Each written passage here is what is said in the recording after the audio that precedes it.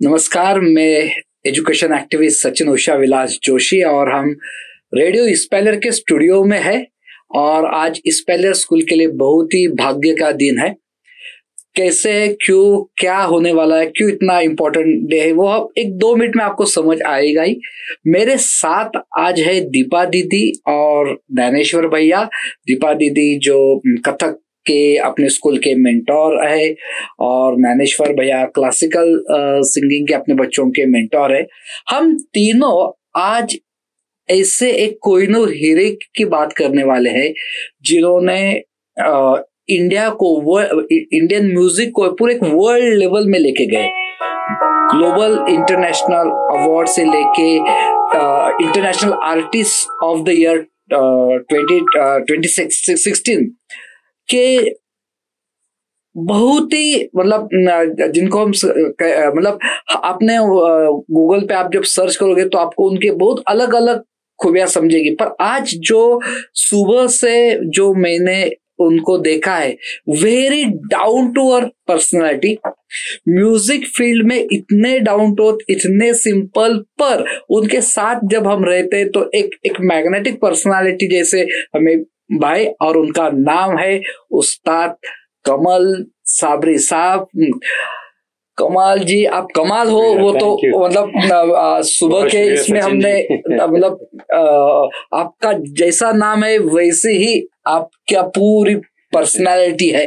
Thank you. आज हम आपको ऐसे सवाल पूछने वाले हैं जो इससे पहले आपके बहुत सारे इंटरव्यू हमने देखे हैं, पार्लियामेंट के भी इंटरव्यूज आपके देखे हैं, पर आज हम ऐसे आपको सवाल पूछेंगे जो एक कॉमन जो स्ट्रगलर होता है जी उनके होते हैं, जिनको कुछ म्यूजिक में कुछ अलग करना है उनके होते हैं। तो पहले तो आपका मैं नासिक में आपका स्वागत करता हूँ। और मैं आपको फर्स्ट मुझे सवाल यही है कि आजकल के जो बच्चों को जो सक्सेस लगता है कि ऐसे लगता है कि मैं म्यूजिक में आने के बाद तुरंत सक्सेस लो, और आपकी तपश्चर्या मैंने वो सब पढ़ा, पता था ये।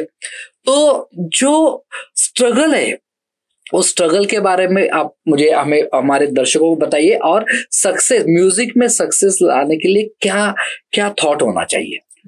सबसे पहले तो मैं ये कहूंगा कि सक्सेस हर इंसान के लिए मेरे ख्याल है अपनी पर्सनल उसकी एक सोच होती है कि मैं ये पाना चाहता हूँ, ये मेरे लिए सक्सेस है। तो अब हम ऐसे घराने से म्यूजिक के घराने से आते हैं जहाँ म्यूजिक 7 जनरेशन से है, तो उसमें एक सबसे पहले यही एक बड़ा प्रेशर होता है कि आप उस घराने से आते हो तो आपको you can not be a mediocre artist, और आप एक बहुत आम आर्टिस्ट की तरह नहीं रह सकते। आपको एक्स्ट्राऑर्डिनरी काम करके ही दिखाना है दुनिया को, या फिर आप कुछ और करें। तो ये लिया है तो इसमें आपको बहुत ही मतलब एक्स्ट्राऑर्डिनरी बनना पड़ता है। तो ये मेरे लिए एक बहुत ही प्रेशर था। दूसरा, फिर सबसे पहले संगीत में जब कोई बच्चा आना चाहता है जो मतलब जिसका बैकग्राउंड म्यूजिक में नहीं है, तो उसके लिए सबसे पहले ये रहता है कि मैं किससे सीखूं। अच्छा गुरु, अच्छा टीचर ढूंढे हो। तो अब अच्छा टीचर मिल जाए तो फिर उसके बाद, क्योंकि ये एक ऐसा आर्ट फॉर्म है जिसमें बहुत ज्यादा मेहनत करके भी आपको पता नहीं कि सक्सेस मिलेगी कि नहीं मिलेगी। ये सीधी ऊपर वाले पे डिपेंड करता है। ये एक ऐसी साधना है, और साधक बन के आप इसकी साधना करोगे तो ऊपर वाला मंजूर करके आपको बहुत आगे बढ़ा देता है। और जहां आपने सोच लिया कि मैंने जी इससे बहुत पैसे कमा के बस पैसे ही कमाने हैं, तो फिर वो मेरे ख्याल है वो म्यूजिक नहीं कर पाएगा वो। क्योंकि इसमें सबसे पहले इम्पोर्टेंट चीज है कि आपकी जो नियत है, जो आपकी इंटेंशन है, वो क्या है। आप क्या हासिल करना चाहते हैं। आपके पास टैलेंट है, ठीक है, क्या सिर्फ आपने नाम और पैसे कमाने के लिए करना है। तो हमारे लिए सबसे बड़ी प्रेशर था कि ये करना है और अच्छा करना है और बहुत अच्छा करना है। तो ये अपने आप में, क्योंकि इसको कहते हैं कि झूठा करे सच्चा हो, सच्चा करे अच्छा हो, अच्छा करे बहुत अच्छा हो। क्या बात है।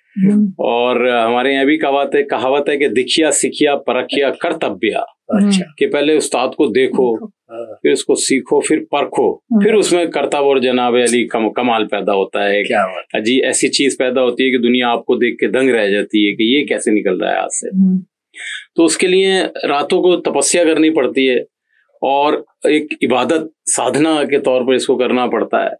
तो जब ऊपर वाले की मंशा होती है तब जाके जो है ना उसमें फिर चार चांद लगते हैं, दुनिया देखती है, फिर उसका मजा लेते हैं सारी दुनिया, और फिर आपको उसका रिटर्न मिलना शुरू होता है। शॉर्टकट नहीं है, शॉर्टकट अगर आप करेंगे तो फिर वो शॉर्ट में ही खत्म हो जाएगा।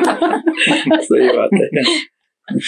लेकिन आपने अगर लॉन्ग कट पे जाना है, ज्यादा लंबे अरसे तक आपने टिके रहना है, तो फिर वो थोड़ा सा लंबा रास्ता है और कठिन भी है। और उसकी कठिनाई सबसे पहली कठिनाई तो यही है कि गुरु की बात मानना। उस्ताद हो आमिल, शागिर्द हो कामिल, और खुदा हो शामिल। उस्ताद कामिल होना चाहिए आपका, और शागिर्द उस पर अमल करने वाला, उस पर बात मानने वाला होना चाहिए, और ऊपर वाले की मेहर हो तो फिर नामुमकिन चीज भी मुमकिन हो जाती है। बहुत ही बढ़िया। तो ये सबसे इसकी कामयाबी हासिल करने का सबसे इजी फार्मूला मैंने आपको बताया, जो बड़ा कठिन है। बहुत ही बड़ा कठिन है, हार्डवर्क है पर सक्सेस मिलती है। अपने साथ दीपा दीदी है। यस दीपा जी, नमस्ते दीदी। उस्ताद जी, थोड़ा सा पर्सनल पूछना चाहूंगी। इस स्तर पे पहुंचने के लिए, जैसे आपने कहा कि 7 जनरेशन से, मतलब you are the 7th generation, तो बहुत डिफिकल्ट होता है अपने फैमिली में से उठकर खड़े होना की, मुश्किल क्योंकि घर में ही बहुत सारी कंपटीशन होती है, और फिर आगे जाके उसको निभाना, इस स्तर पे पहुंचना, इंटरनेशनल लेवल पे पहुंचना, उसके साथ फैमिली को भी जोड़ना जी, और फैमिली के अपने बच्चों को फिर बोलना कि यही आप करो। तो ये मतलब आप कैसे इसको, मतलब ये हर्डल्स है? सबसे पहले तो ये कि फैमिली की सपोर्ट के बगैर तो बड़ा मुश्किल है, क्योंकि आप ट्रैवलिंग में हैं, बच्चे आपके घर पे हैं, तो उसमें वाइफ का मेरा आई वुड से बहुत ही उसमें साथ चाहिए, क्योंकि कलाकार तो अपनी कलाकारी में लगा हुआ है, अपने सब जगह घूम रहा है, भ्रमण कर रहा है, कॉन्सर्ट्स कर रहा है। तो इसमें घर में आपको घर की संतुष्टि सबसे पहले, क्योंकि अगर घर में देखेंगे कि चैन सुकून नहीं है तो सरंगी नहीं बजेगी, कुछ भी नहीं होगा। तो पहले तो आपको वहां से संतुष्टि चाहिए, उसके लिए अच्छा साथी संगी होना चाहिए। आई बीन वेरी लकी कि मेरी वाइफ बहुत सपोर्टिव है। अच्छा। और हमेशा मतलब ये कि घर को वो संभालती हैं बहुत अच्छी तरह। मैं जब टूर्स पे होता हूँ, बच्चों को देखना, तो मैं उसमें बड़ा अपने आप को खुशकिस्मत समझता हूँ कि घर से बड़ा मैं संतुष्ट हूँ। उसके बाद अपना काम कर पा रहा हूँ, आप लोगों की सेवा कर पा रहा हूँ जहाँ जा रहा हूँ, और अपने फन से लोगों को खुश कर पा रहा हूँ। ये मेरे लिए बहुत गौरव की बात है कि भगवान ने, ईश्वर ने मुझे एक ऐसा मौका दिया कि जिसमें कि मैं जो वो गिफ्ट उस ऊपर वाले ने दिया उसको मैं सबके साथ शेयर करके, क्योंकि गिफ्ट एक ऐसी चीज है, इल्म ऐसी चीज है कि जितना बांटोगे उतना बढ़ेगा, जितना उसको छुपा के रखोगे आप तो वो छुपता ही चला जाएगा।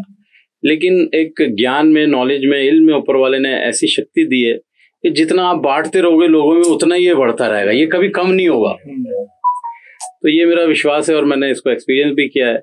तो मैं काफी टूर पे रहता हूँ और अपना काम लोगों तक पहुंचाने की कोशिश करता हूँ और उनका आशीर्वाद, दुआएं और मोहब्बत लेता हूँ।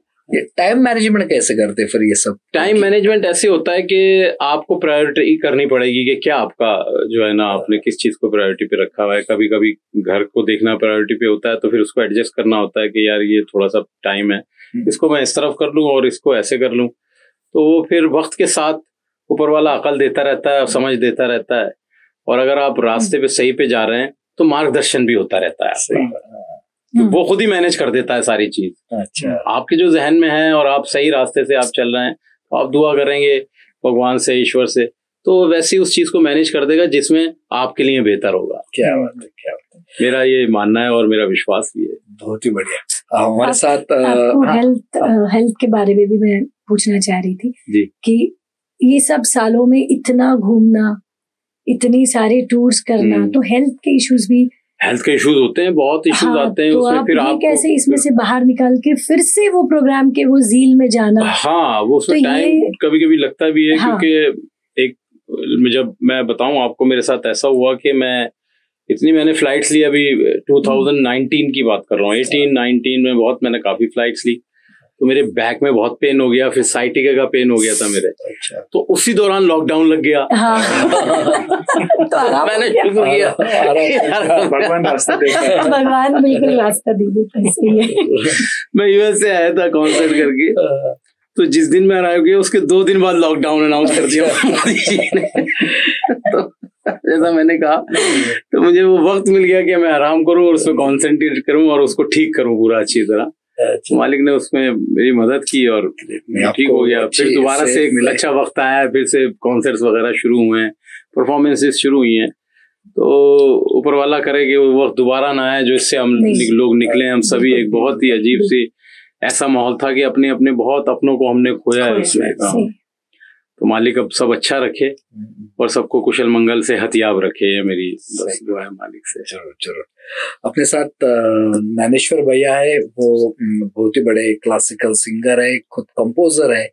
तो आपको क्या सवाल है? पहले तो आपको प्रणाम। जी जी। थोड़ा अलग सवाल है क्योंकि हम सारे एजुकेशन फील्ड में, अभी आपने थोड़ा एजुकेशन का भी बात की, अभी नॉलेज की बात की, ज्ञान की बात की। तो इतने सालों से मैं लगभग 15 साल से एजुकेशन फील्ड में हूँ, लेकिन एक सवाल हमेशा जहन में आता है कि ऐसा क्यों है। जो आप जैसे घरानेदार संगीत सीखने वाले उस्तादों से ये मैं थोड़ा जानना चाहूंगा, क्योंकि हमारे एजुकेशन फील्ड में ये बातें बोली जाती है हमेशा साइंटिफिक वे से, लेकिन घराने के जो आर्टिस्ट है, बड़े बड़े उस्ताद लोग हैं, वो इस बारे में क्या सोचते हैं, ये मैं जानना चाहता हूँ। इसलिए मेरा सवाल है कि हम हमेशा ऐसे कहते हैं कि हमारी भारतीय शास्त्रीय संगीत की परंपरा बहुत बड़ी है, लेगेसी बहुत अच्छी लेगेसी है, पूरे वर्ल्ड की इतनी अच्छी लेगेसी किसी म्यूजिक में नहीं होगी जितनी हमारी इंडियन म्यूजिक की है जी। सो इतनी बड़ी लेगेसी होकर भी न्यू एजुकेशन पॉलिसी में हमको शास्त्रीय संगीत को इतना आगे लाना पड़ा। ये वैसे तो अनफॉर्चुनेट चीज है ये। तो हमारे पेरेंट को भी ये जानना जरूरी है कि शास्त्रीय संगीत से बच्चों को क्या लेना चाहिए, हमको क्या देना चाहिए। ये मतलब जो अच्छा हुनर रखते हैं संगीत में वो तो आगे जाएंगे ही जाएंगे, वो तो छुपे नहीं रहेंगे, लेकिन एक नॉर्मल जो स्टूडेंट है उन्होंने संगीत से, शास्त्रीय संगीत से स्पेशली इंडियन से क्या लेना चाहिए, क्या लगता है? मैं ये समझता हूँ सबसे पहले तो शास्त्रीय संगीत, आप कलाकार बने ना बने, लेकिन एक अच्छा इंसान बनने में बहुत इम्पोर्टेंट रोल अदा करता है। क्योंकि ये ऐसा संगीत है जो आपकी अंतर आत्मा को झिंझोड़ देता है। और आप जब आलाप सुनते हैं, खासकर आप आंखें बंद करते हैं, तो आप अंदर आत्मा तक जाते हैं। और इस पे काफी मतलब ये कि रिसर्च हुआ है कि ये थेरेपी भी है। हर राग में एक आपको ऐसी चीज मिलेगी कि जिससे से कई बीमारियां दूर हुई हैं। आप यकीन जाने कि जब पंडित जवाहरलाल नेहरू जी बीमार हुए तो मेरे पिताजी उनको सारंगी सुनाने जाया करते थे, क्योंकि उनको बोला गया कि आप मीठे मीठे साज सुने। और वो उनको जो बीमारी थी, डॉक्टर साहब ने उनको यही बोला कि सारंगी सबसे ज्यादा सुने। तो मेरे पिताजी ऑल इंडिया रेडियो में जॉब करते थे, उस्ताद साबरी खान साहब। तो उस वक्त उनको फिर ऑर्डर होता था कि आप जी वहां जाके पंडित जी को सारंगी सुनाए। तो हर हफ्ते में 1-2 दिन उनका जाना होता। तो और उसकी जो रिजल्ट आया वो ये कि वो बीमारी पंडित जी थोड़े दिन में ठीक हो गए। क्या बात है। तो ये जो राग हमारे पुराने शास्त्रों में लिखे हुए हजारों साल पुराने राग हैं, तो इनमें इतनी शक्ति है कि रोते हुए आदमी को हंसा दें और हंसते हुए को रुला दें। धूप में बारिश पैदा कर दें और बारिश को रोक दें, और कुछ भी हो सकता है इससे। क्योंकि ये वो चीज है जिससे मालिक को खुश किया जाता है। तो जब आप मालिक को खुश करते हैं और उसकी खुशी के लिए, रजा के लिए बैठ के अकेले रियाज कर रहे हैं, ना किसी को बुरा कह रहे हैं, ना कुछ कह रहे हैं, ना किसी दुनियावी बात में है, आप अपनी अकेले कमरे में बंद करके सिर्फ अपनी साधना में लगे हुए, इबादत में लगे हुए, तो जब उसकी खुश होता है वो, तो फिर वो एक ऐसी चीज देता है जो दुनिया में किसी और के पास नहीं होती। तो वो चीज जब आ जाती है आपके पास, तो मेरा मानना ऐसा ही है कि बच्चों में ये जरूरी पहुंचाना है कि शास्त्रीय संगीत से आप बजाएं या ना बजाएं, लेकिन इसको सुनना जरूरी है, क्योंकि आपको जिंदगी में अच्छा इंसान बनना है। क्योंकि स्ट्रेसफुल लाइफ ऐसी हो गई है कि बच्चे कुछ कर रहे हैं, कहीं देखेंगे आप ऐसे किस्से सुनने को मिल रहे हैं जो पहले कभी सुनने को नहीं मिलते थे। इतनी नेगेटिव एनर्जी क्रिएट हो रही है। तो इसके लिए बड़ा जरूरी है। इसी करके मुझे एक प्रोजेक्ट दिया था 2010 में हमारे दिल्ली के जो चीफ मिनिस्टर थी, उन्होंने कि मैंने तिहाड़ जेल में सारंगी और क्लासिकल म्यूजिक सिखाया 1 साल तिहाड़ जेल। और वो एक एक्सपेरिमेंट था, बड़ा कामयाब हुआ। तो वहां पे मैं सारंगी शास्त्रीय संगीत की शिक्षा देता था। तो ऐसे ऐसे बंदी भाइयों से मिला कि जिन्होंने शायद वो जुर्म ना किया हो, लेकिन उसकी सजा काट रहे हैं, बेचारे रो रहे हैं अकेले बैठे हुए।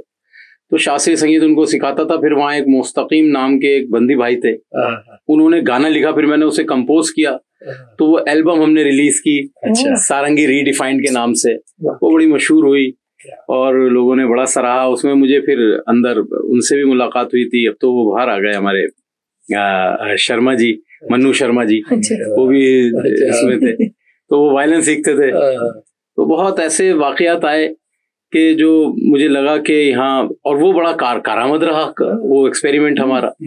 तो ऐसे, क्योंकि हर संगीत जो है, जैसे आप रॉक सुनेंगे तो उसमें ड्रग्स पी के जो है ना वो खड़े रहते हैं, चीख रहे होते हैं, चिल्ला रहे होते हैं और जनाब अली सबको मस्त करने की कोशिश कर रहे होते हैं। तो हमारा क्या है, हम तो स्टेज पे बैठ के सिर्फ यही कोशिश कर रहे हैं कि हमारी उंगली सही सुर पे लगे तो सामने वाले के दिल पे असर करे। आज देखा हमने। इसके अलावा तो और कुछ नहीं कर रहा। शास्त्रीय संगीतकार जो है बेचारा बैठा हुआ है स्टेज पे और अपने सुरों से दुनिया को खुश करने की कोशिश कर रहा है। तो ये जो काम है ये ऐसा है कि अगर सच्चा सुर लगेगा तभी वाहवाही निकलेगी। पॉलिटिक्स और चालबाजी करके कोई आर्टिस्ट नहीं बन सकता। अच्छा, आप यहाँ साफ होगा जब भी सफाई होगी तभी वो सुर निकलेगा, और सुर जब निकलेगा वही सच्चा सुर आपके सामने वाले पे इम्पैक्ट करेगा। तो अगर सच्चाई नहीं है सुर में तो ये काम ऐसा है कि ये आपको ये जान पहचान और चालाकी इसमें नहीं चलेगी। इस चीज से आप स्टेज पे पहुंच जाओगे, लेकिन परफॉर्म तो आप ही ने करना है। परफॉर्म तो कोई चालाकी सुर ही नहीं है कोई ऐसा जिसमें कोई 2 नंबरी सुर लगा दे, ऐसा तो सुर तो सच्चा ही लगेगा। गंधार, कोमल गंधार वो खुद ही कहते कि जी मैं ये हूँ, ये मुझे गलत लगा रहा है। सही बात है, सही ये मामला। अभी जो बताया कि ये बच्चों के लिए ये सब सुनना जरूरी है। यूथ आ रहा है आज आपके साथ तबले पे, जो रमीज बजाए, बहुत अच्छा बजाए और यंग है, छोटी उम्र है इनकी। वही तो मुझे वही कि ऐसे टैलेंटेड जब आ रहे हैं, क्या कहेंगे, मतलब जो यूथ है वो आना चाहिए। पर और जितना अच्छा एक तो टैलेंट होता है, फिर उसको टैलेंट को निखारना, क्योंकि ये जो क्लासिकल म्यूजिक है बगैर सीखे नहीं आता। इसको आपको रूदारी से नहीं कर सकते कि जी गा लिया कोई गाना फिल्म का। जब तक आप रिखब को समझेंगे नहीं उस्ताद से कि भैरव और नट भैरव में क्या फर्क है, आपको जिंदगी में कभी समझ नहीं आएगा जी क्या फर्क है। तो ये बड़ा जरूरी है कि आप सच्चा उस्ताद बनाएं, अच्छा उस्ताद बनाएं, सोचे समझें। तो इनके उस्ताद बड़े गुरु आदमी थे और जराड़े घराने के खलीफा थे। अच्छा। उस्ताद मंजू खान साहब जिनसे इन्होंने तालीम ली है, वो अपने आप में बहुत ही कमाल के फनकार थे। और इनका भी हाथ माशाल्लाह, आज आपने सुना इनको अच्छा हाथ है, बहुत अच्छा। इनको भी आप सबकी दुआओं की जरूरत है कि इसी तरह ये मेहनत करते रहें, आगे बढ़ते रहें, क्योंकि ये हमारा जो संगीत है, शास्त्रीय संगीत, ये साधना है। चाहे इसमें आप बड़े बड़े पंडित भीमसेन जोशी जी को सुने, बिरजू महाराज जी को देखें, ये लोगों ने साधना की है तो इनको ये मकाम हासिल हुआ है। कि वो खड़े हो जाते थे बिरजू महाराज जी, तो लोग बस सिर्फ देखते ही रहते थे घंटों के, ये क्या ऊपर वाले ने क्या चीज इनको गिफ्ट दिया है, उस गिफ्ट को सराहते थे लोग। बिस्मिल्लाह खान साहब बजाने बैठे हैं तो थोड़ी कितनी देर तक तो लोग उनके फेस को देखते रहते थे, कितनी पाक फेस होता था इन लोगों का।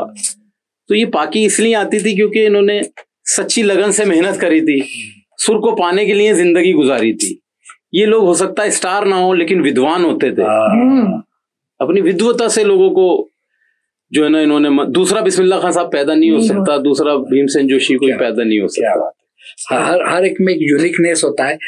गुलाब गुलाब होता है, मोगरा मोगरा होता है, पर अपने अंदर जो है वो झांकना जरूरी है, और संगीत उसका एक माध्यम है, लगता है। इस पहले स्कूल में हम वही सब प्रयास कर रहे हैं कि बच्चों के कान तैयार होने चाहिए, क्योंकि वो बड़े होके सक्सेसफुल होंगे, पर लाइफ का जो आनंद लेना है वो बिना म्यूजिक तो होगा नहीं। म्यूजिक में तो माना जाता है कि जो बेस्ट मेडिटेशन है वो संगीत के साथ माना जाता है। सही बात कि अलाप चल रहा हो और आदमी ध्यान कर रहा हो और अपनी लगन लगाई हुई हो ऊपर वाले से, तो वो मेडिटेशन में ऐसी चीज हासिल करता है जो किसी और को ना मिली हो। सही बात।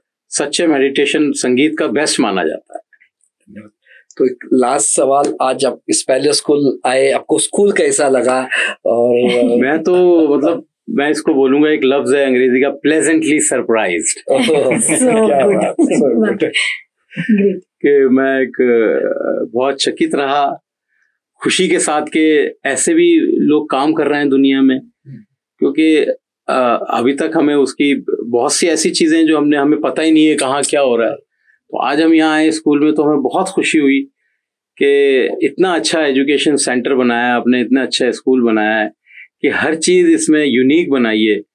और इस तरह के अगर सिस्टम हमारे भारत में और हुए ऐसे स्कूल, तो हमारा जो एजुकेशन सिस्टम है उसमें और वृद्धि और कामयाबी होगी, बच्चों को और अच्छी एजुकेशन मिलेगी, क्योंकि यही कल के इंदिरा गांधी और जवाहरलाल नेहरू जी हैं। इनमें से कोई निकलेगा जो भारत पे राज कर रहा होगा। तो ये हमारी फ्यूचर जनरेशन है, तो इसको सही से हमें इसकी नशोनुमा, इसकी सही से हमें अपब्रिंगिंग बहुत जरूरी है। और ये आप कर रहे हैं, मुझे बड़ी खुशी हुई जोशी जी कि आप इतना मेहनत से इतना सब कुछ कर रहे हैं, और मेरी दुआ है और आशा है कि भगवान इसको और कामयाबी दे और आगे लेके जाए। Thank you so much. आज स्पेलर के लिए बहुत ही इम्पोर्टेंट डे मैंने इसलिए ही कहा था कि आज उस्ताद कमाल साहब अपने स्कूल आए और बच्चों को उन्होंने क्लासिकल संगीत बताया, सारंगी से मंत्रमुग्ध हुए।